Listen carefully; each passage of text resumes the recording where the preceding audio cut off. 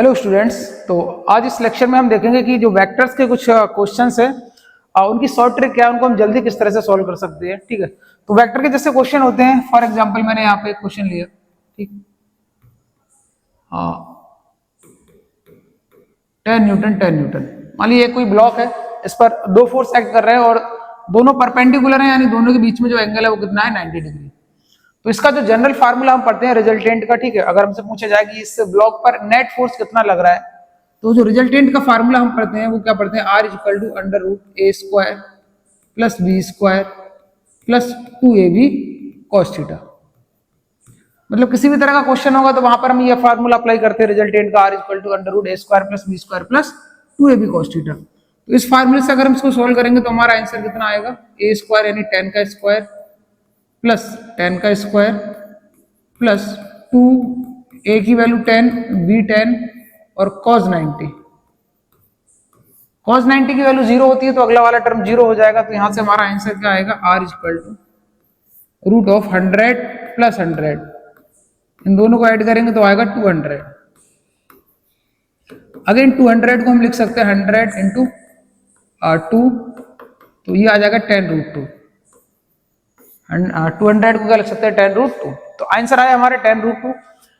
इसी क्वेश्चन की short trick क्या है, ठीक, यहाँ पे बट इसमें हमें ध्यान क्या रखना है कि दोनों वेक्टर के मैग्नीट्यूड इक्वल होने चाहिए। जो शॉर्ट ट्रिक है वो शॉर्ट ट्रिक वैलिड कब है, इफ, ठीक, if a equal to b. ठीक, ए इक्वल टू बी का मतलब क्या है कि magnitude of both vector are equal. इन दोनों वेक्टर के जो परिमाण है, मैग्नीट्यूड को हिंदी में क्या बोलते हैं, परिमाण। दोनों वेक्टर के परिमाण क्या होने चाहिए, सेम होने चाहिए, उनकी वैल्यू सेम। जैसे यहाँ पे 10 है।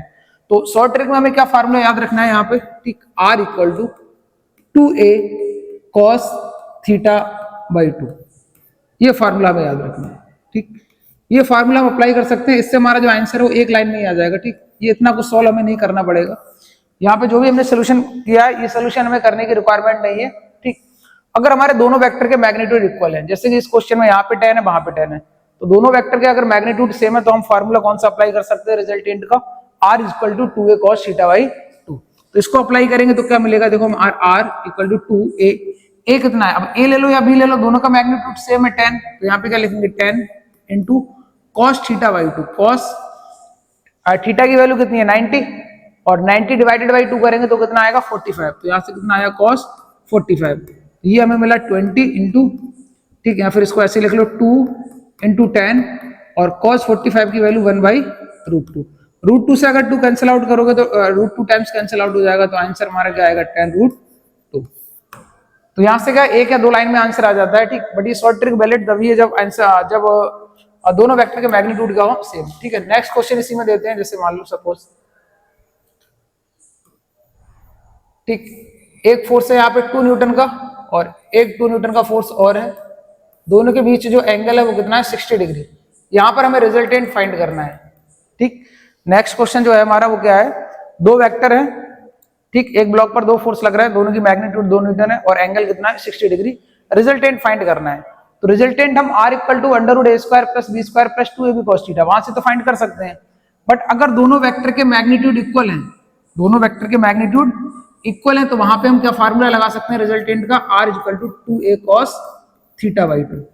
ये फार्मूला हम अप्लाई कर सकते हैं अगर दोनों वेक्टर के मैग्नीट्यूड सेम है।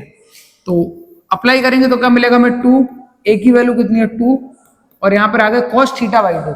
थीटा की वैल्यू यहाँ पे 60 डिग्री है, तो cos थीटा बाई 2 कितना आएगा cos 30। यहाँ पे क्या आएगा cos 30, तो ये आया 2 2 जा 4 और cos 30 की वैल्यू आ गई रूट 3 बाई 2। आंसर कितना आएगा 2 रूट 3।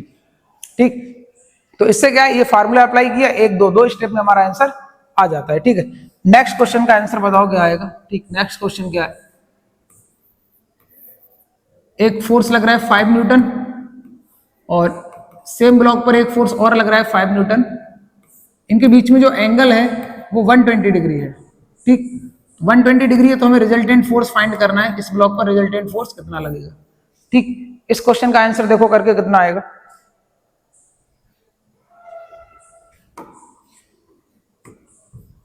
अगेन इस क्वेश्चन को हम करेंगे, ठीक है। तो उस फार्मूले से तो कर ही सकते हैं जो हमारा जनरल फार्मूला है रिजल्टेंट का, बट अगर इसको हम डायरेक्ट करेंगे तो कैसे करेंगे? दोनों फोर्स का जो मैग्नीट्यूड है वो क्या है? सेम। तो मैग्नीट्यूड अगर सेम है तो हम कौन सा फार्मूला अप्लाई कर सकते हैं? R equal to 2A cos theta by 2। ये फार्मूला हम अप्लाई कर सकते हैं अगर मैग्नीट्यूड क्या है? इक्वल है। तो इसको अप्लाई करेंगे, 2 लाइन में हमारा आंसर आ जाएगा, ठीक।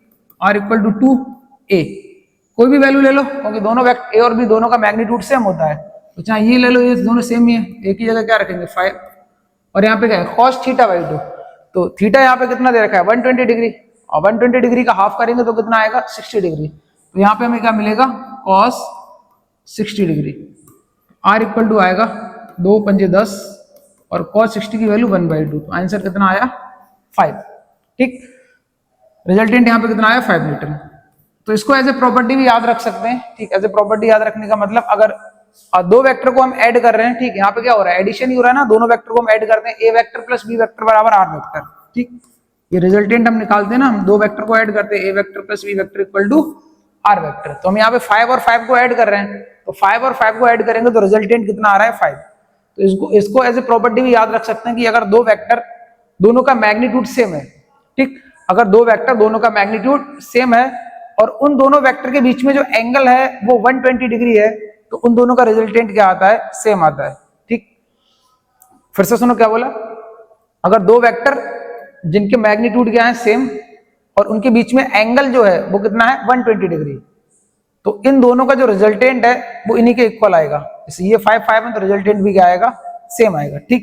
मतलब A बराबर B है, ठीक, A और B यानी दो वेक्टर का मैग्नीट्यूड सेम है और इन दोनों वेक्टर के बीच में जो एंगल है वो 120 डिग्री है, एंगल 120 डिग्री है, तो इनका जो रिजल्टेंट है वो भी किसके बराबर आएगा? A के बराबर आएगा, ठीक। इस तरह का क्वेश्चन मैंने क्लास में कराया होगा, ठीक, इस तरह से कराया होगा। कैसे? ऐसे क्लास में कराया होगा, A बराबर B इक्वल टू R, ठीक। वेक्टर, दो वेक्टर का मैग्नीट्यूड सेम है और उनका रिजल्टेंट भी उसके बराबर है, तो उनके बीच में एंगल फाइंड करवाया था। तो एंगल अगर फाइंड करोगे तो यहाँ से, ठीक, क्लास नोट्स में जो कराया, तो एंगल अगर फाइंड करोगे तो cos थीटा की वैल्यू -1/2 आएगी, तो यहाँ से थीटा हमें क्या मिलेगा? 120 डिग्री। उसी का रिवर्स क्वेश्चन ये हो गया, ठीक है। तो अगेन हमें फार्मूला याद रखना है, ठीक। ये शॉर्ट ट्रिक हमारी जो थी वो क्या है? ये है R equal to 2A cos theta by 2, but इसको हमें अप्लाई करना कब है? जब दो वेक्टर के magnitude same. Thanks for watching this video.